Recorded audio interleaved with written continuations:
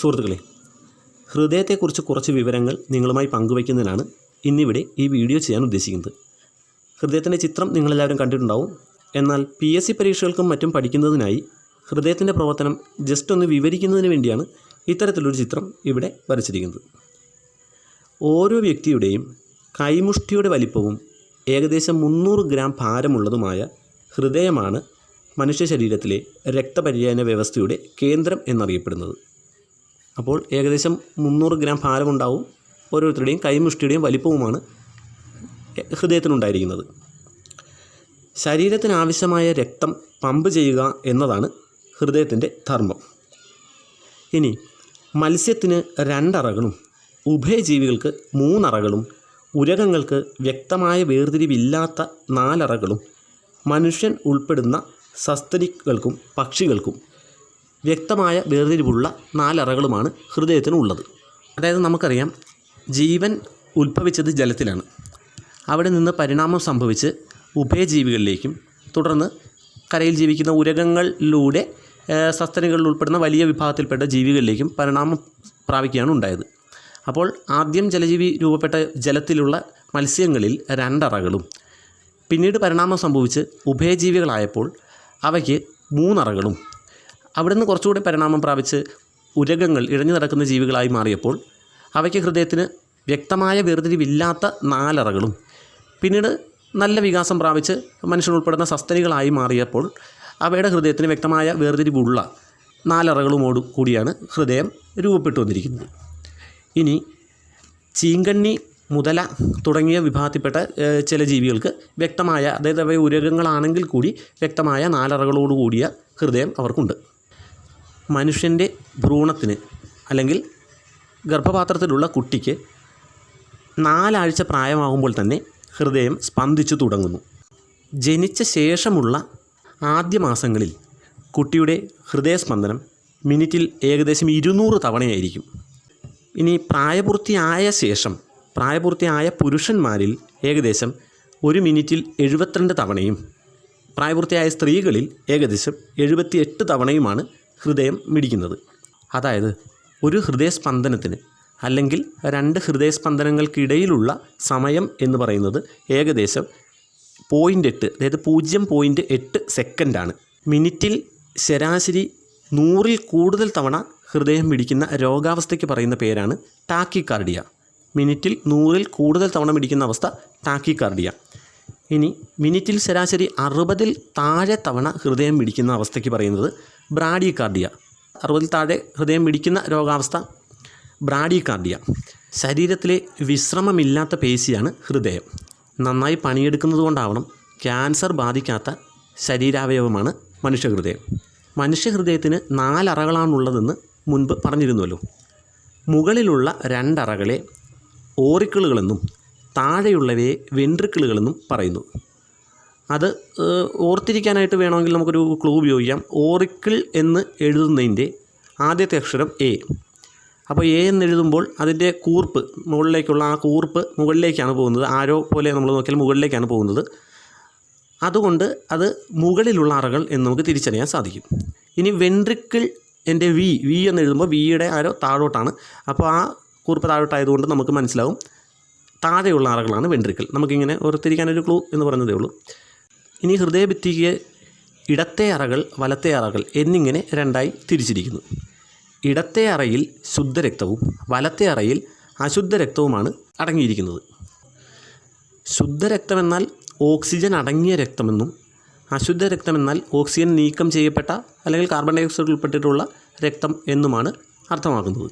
ഹൃദയത്തിൽ നിന്ന് പുറത്തേക്ക് രക്തമൊഴുകുന്ന രക്തക്കുഴലുകളെ ധമനികൾ അഥവാ ആർട്ടറികൾ എന്നാണ് വിളിക്കുന്നത്.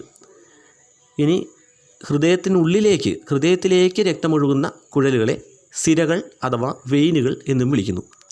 അപ്പോൾ ഹൃദയത്തിൽ നിന്ന് പുറത്തേക്ക് രക്തമൊഴുകുന്ന എല്ലാ കുഴലുകളെയും ആർട്ടറി എന്നാണ് വിളിക്കുന്നത്. അത് വേണമെങ്കിൽ ഓർത്തിരിക്കാൻ ആർട്ടറി എന്നത് പറയുന്നത് ഔട്ടറി എന്ന് നമുക്ക് വേണമെങ്കിൽ ഓർക്കാം, ഒരു ക്ലൂ ആയിട്ട്. അപ്പോൾ നമുക്ക് മനസ്സിലാവും ഔട്ടിലേക്ക് പോകുന്നത് ആർട്ടറി എന്ന് വേണമെങ്കിൽ ഓർത്തിരിക്കാം. ഒരെണ്ണം ഓർത്ത് കഴിഞ്ഞാൽ മറ്റത് കിട്ടുമല്ലോ. തിരിച്ച് ഹൃദയത്തിലേക്ക് ഒഴുകിയെത്തുന്നത് സിരകൾ അഥവാ വെയിൻസ്. ധമനികളിലൂടെ രക്തം ഒഴുകുമ്പോഴാണ് നമുക്ക് നാഡിമിടിപ്പ് തിരിച്ചറിയാൻ സാധിക്കുന്നത്. അതായത് നാഡിമിടിപ്പ് മനസ്സിലാക്കാൻ നമ്മൾ കയ്യിൽ പിടിച്ചു നോക്കുന്നത് ധമനികളിലാണ്. ഇനി ഒന്നുകൂടി വിശദീകരിക്കാം. നമുക്ക് ആദ്യം ഇടത്തെ ഓറിക്കിളിൽ നിന്ന് തുടങ്ങാം. ഇടത് അറകളിൽ ശുദ്ധരക്തമാണ് ഉള്ളതെന്ന് നേരത്തെ പറഞ്ഞിരുന്നു. അപ്പോൾ ഇടത് ഓറിക്കിളിലുള്ള ശുദ്ധരക്തം ബൈകാസ്പിഡ് വാൽവ് അഥവാ ദ്വിതള വാൽവ് എന്ന ഒരു വാൽവ് വഴി താഴെയുള്ള ഇടത്തെ വെൻട്രിക്കിളിലെത്തുന്നു. ഇടത് വലത് അറകൾക്കിടയിൽ മുകളിലും താഴെയുമായി ഉള്ള അറകളെ വേർതിരിച്ചുകൊണ്ട് ഓരോ വാൽവുകൾ ഉണ്ട്. കാസ്പിഡ് വാൽവുകൾ എന്നാണ് ഇതിനെ അറിയപ്പെടുന്നത്. വലത്തെ അറകൾക്കിടയിൽ ഉള്ള വാൽവുകളെ ട്രൈകാസ്പിഡ് വാൽവ് അഥവാ ത്രിതള വാൽവുകൾ എന്ന് വിളിക്കുന്നു. ഈ വാൽവുകളുടെ ധർമ്മം എന്താണെന്ന് വെച്ചാൽ താഴെയുള്ള അറകളിലെ രക്തം പമ്പ് ചെയ്യുമ്പോൾ തിരികെ മുകളിലേക്ക് കയറിപ്പോകാതിരിക്കാൻ ഒരു വൺ വേ സിസ്റ്റം ഉണ്ടാക്കുക എന്നുള്ളതാണ് ഈ വാൽവുകളുടെ ധർമ്മം. മുകളിലുള്ള രക്തം താഴേക്ക് മാത്രമേ അതിലൂടെ ഒഴുകുകയുള്ളൂ. എത്ര പ്രഷറായാലും വേറെ ഡാമേജുകളോ മറ്റോ ഒന്നുമില്ലാത്രത്തോളം കാലം ഒരിക്കലും അതിൻ്റെ രക്തം മുകളിലേക്ക് ഒഴുകി കയറില്ല. ബൈകാസ്പിഡ് വാൽവിനെ മിട്രൽ വാൽവുകൾ എന്നും അറിയപ്പെടുന്നു. അപ്പോൾ മിട്രൽ വാൽവുകൾ എന്നറിയപ്പെടുന്നത് ബൈകാസ്പിഡ് വാൽവുകളാണ്. ഈ കാസ്പിഡ് വാൽവുകൾ അടയുമ്പോഴുള്ള ശബ്ദമാണ് ഹൃദയമിടിപ്പായിട്ട് കേൾക്കുന്നത്. ഇത് പരിശോധിക്കുന്നതിനാണ് നിങ്ങൾക്കെല്ലാം അറിയാം സ്റ്റെതസ്കോപ്പ് ഉപയോഗിക്കുന്നത്. സ്റ്റെതസ്കോപ്പ് കണ്ടുപിടിച്ചത് റെനെ ലെനാക്കാണ്. അപ്പോൾ ഇടത് ഓറിക്കിളിൽ നിന്ന് ശുദ്ധരക്തം ബൈകാസ്പിഡ് വാൽവ് വഴി ഇടത് വെൻട്രിക്കിളിലെത്തുന്നു. അവിടെ നിന്ന് മഹാധമനി വഴി ശരീരത്തിൻ്റെ വിവിധ കോശങ്ങളിലെത്തുന്നു. മഹാധമനി അഥവാ അയോർട്ട. ഈ ശരീരത്തിലെ ഏറ്റവും വലിയ രക്തക്കുഴലാണ് മഹാധമനി അഥവാ ഈ അയോർട്ട എന്ന് അറിയപ്പെടുന്നത്. ശരീരത്തിൻ്റെ വിവിധ കോശങ്ങളിലേക്ക് പോകുന്ന ഈ രക്തം തിരികെ അതേ വഴിയിലൂടെ തിരികെ ഹൃദയത്തിലേക്ക് പ്രവേശിക്കാതിരിക്കാൻ അവിടെ ഒരു വാൽവ് ഉണ്ട്. ഒരു അർദ്ധചന്ദ്രാകാര വാൽവ് അഥവാ സെമി ലൂണാർ വാൽവ് എന്നാണ് ഇത് അറിയപ്പെടുന്നത്. മഹാധമനികളിൽ നിന്നും രക്തം ലോമികകൾ എന്നറിയപ്പെടുന്ന വളരെ നേർത്ത രക്തക്കുഴലുകൾ വഴി കോശങ്ങളിൽ എത്തുന്നു. അവിടെ നിന്നും ഓക്സിജൻ നീക്കം ചെയ്യപ്പെട്ട രക്തം തിരികെ മറ്റ് ലോമികകൾ വഴി ഹൃദയത്തിൻ്റെ വലത്തെ ഓറിക്കിളിൽ എത്തുന്നു.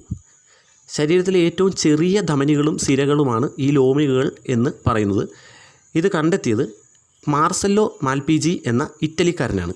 ശരീരത്തിൻ്റെ ഇടത് വെൻട്രിക്കിളിലുള്ള ഈ ശുദ്ധരക്തം അവിടെ നിന്ന് പമ്പ് ചെയ്ത് ശരീരത്തിൻ്റെ മറ്റ് കോശങ്ങളിലെത്തി തിരികെ വലത് ഓറിക്കിളിലേക്ക് എത്തുന്ന വരെയുള്ള ഒരു പ്രോസസ്സുണ്ട്.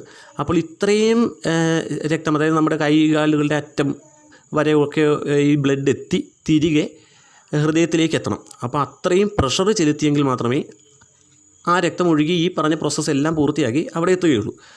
അതുകൊണ്ട് തന്നെ ഏറ്റവും കട്ടി കൂടിയ ഭിത്തിയുള്ള ഹൃദയാറ എന്ന് പറയുന്നത് ഈ ഇടത് വെൻട്രിക്കിളാണ്.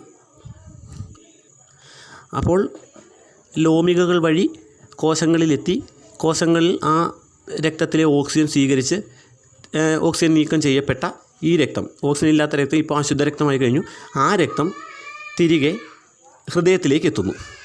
ഈ ഹൃദയത്തിലേക്ക് ഇത് എത്തുന്നത് 2 സിരകൾ വഴിയാണ്.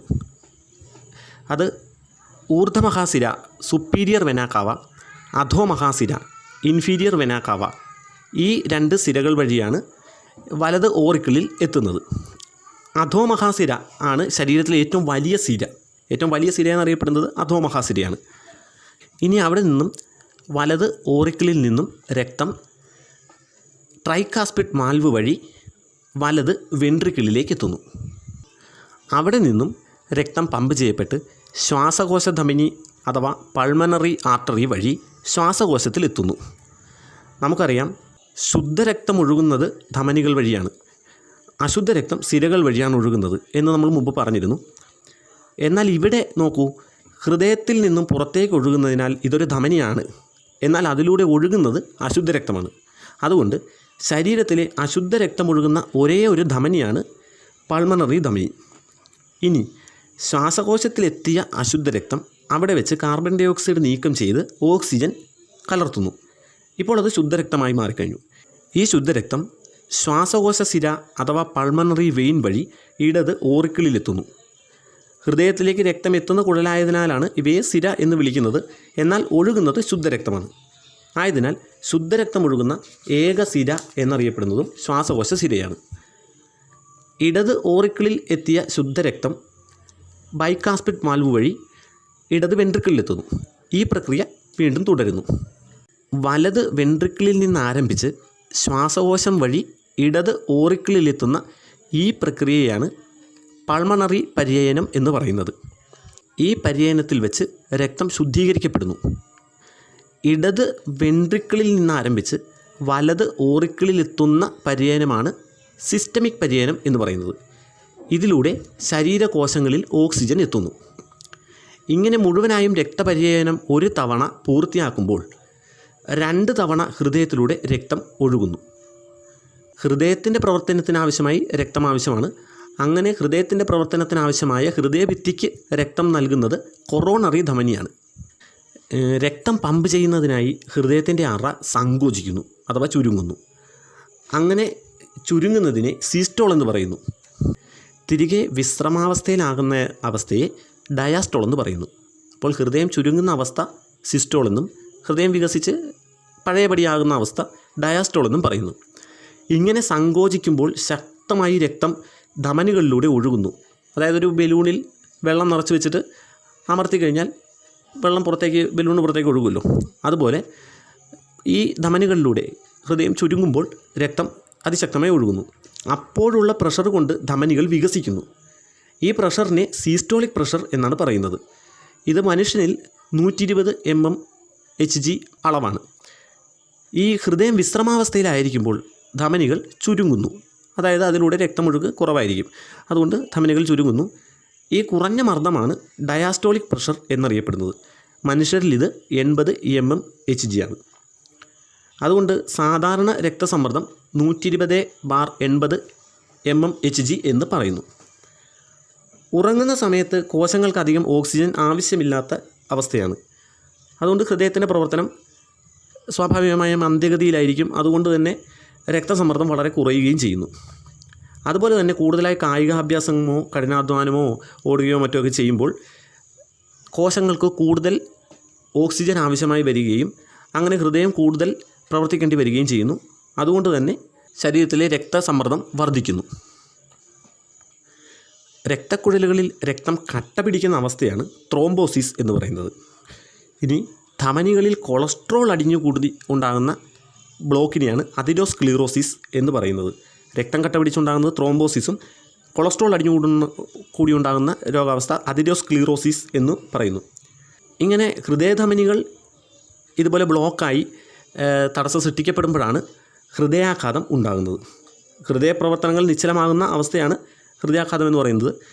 വില്യം ഐന്തോവൻ എന്ന ശാസ്ത്രജ്ഞൻ കണ്ടുപിടിച്ച ഇലക്ട്രോ കാർഡിയോഗ്രാഫ് ECG എന്ന ഉപകരണം ഉപയോഗിച്ചാണ് സാധാരണയായി ഹൃദയത്തിൻ്റെ തകരാറുകൾ കണ്ടുപിടിക്കുന്നത്.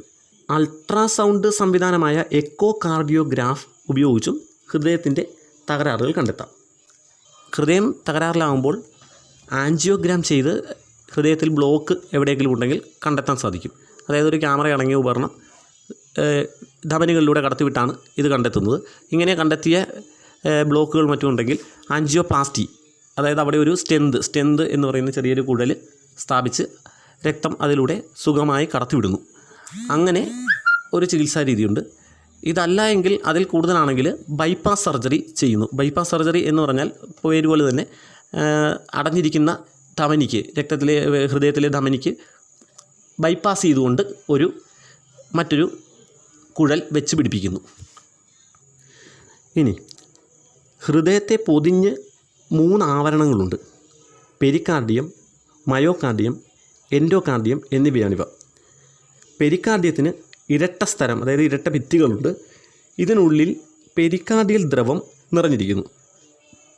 പെരിക്കാർഡിയൽ ദ്രവമാണ് ബാഹ്യമായ സമ്മർദ്ദങ്ങളിൽ നിന്നും മറ്റും ഹൃദയത്തെ രക്ഷിക്കുന്നത്. അതുകൂടാതെ ഹൃദയഭിത്തികൾ വികസിക്കുകയും ചുരുങ്ങുകയും ചെയ്യുമ്പോൾ ഉണ്ടാകുന്ന ഘർഷണമില്ലാതാക്കുന്നത് ഈ പെരിക്കാർഡിയൽ ദ്രവമാണ്. വൈദ്യുത സ്പന്ദനങ്ങൾക്കനുസരിച്ച് ഒരേ താളത്തിൽ സ്പന്ദിക്കാൻ ഹൃദയത്തിനെ സഹായിക്കുന്ന പേശികളാണ് മയോകാർഡിയൽ പേശികൾ. ഇനി ഹൃദയത്തെ സംബന്ധിച്ച് ജനറലായ കുറച്ച് ചോദ്യങ്ങളും ഉത്തരങ്ങളും പറയാം. ആദ്യമായി ഹൃദയം മാറ്റിവെക്കൽ ശസ്ത്രക്രിയ നടത്തിയത് ഡോക്ടർ ക്രിസ്ത്യൻ ബെർണാഡാണ്. അത് നടന്ന സ്ഥലം ദക്ഷിണാഫ്രിക്കയാണ്. അത് നടന്ന തീയതി 3 ഡിസംബർ 1967. ഇനി ഇന്ത്യയിൽ ആദ്യമായി ഹൃദയം മാറ്റിവെക്കൽ ശസ്ത്രക്രിയ നടന്നത് നടത്തിയത് ഡോക്ടർ പി വേണുഗോപാൽ. അത് നടന്ന സ്ഥലം ന്യൂഡൽഹിയിലെ all India institute of medical science. അതും ഒരു 3-ാം തീയതി തന്നെയാണ്, 3 ഓഗസ്റ്റ് 1994. ഇനി കേരളത്തിനാദ്യമായി ഹൃദയം മാറ്റിവെക്കൽ ശസ്ത്രക്രിയ നടത്തിയത് ഡോക്ടർ ജോസ് ചാക്കോ പെരിയപ്പുറം. അത് കൊച്ചിൻ മെഡിക്കൽ ട്രസ്റ്റ് ഹോസ്പിറ്റലിലാണ് നടത്തിയത്. അതും ഒരു 3മായി ബന്ധപ്പെട്ട തീയതിയാണ് 13 മെയ് 2003. ഹൃദയത്തെക്കുറിച്ചുള്ള പഠനം കാർഡിയോളജി എന്നറിയപ്പെടുന്നു. ഇനി ഹൃദയസ്പന്ദനം നിയന്ത്രിക്കുന്ന മസ്തിഷ്കത്തിൻ്റെ ഭാഗം മെഡുല ഒബ്ലാങ്കേറ്റയാണ്. ഹൃദയത്തെ ഉത്തേജിപ്പിക്കാൻ സഹായിക്കുന്ന ഹോർമോണാണ് അഡ്രിനാലിൻ. ഹൃദയത്തിൻ്റെ ഹൃദയം എന്നറിയപ്പെടുന്നത് പേസ് മേക്കറാണ്. ഇനി ഹൃദയത്തിൻ്റെ പേസ് മേക്കർ എന്നറിയപ്പെടുന്നത് SA നോഡ് ആണ്. ആദ്യത്തെ കൃത്രിമ ഹൃദയം എന്ന് പറയുന്നത് ജാർവിക് 7 ആണ്. ജാർവിക് 7 രൂപകൽപ്പന ചെയ്ത വ്യക്തി റോബർട്ട് K. ജാർവിക്. ഇത്രയും വിവരങ്ങളാണ് ഹൃദയത്തെക്കുറിച്ച് പ്രധാനമായും പറയാനുള്ളത്.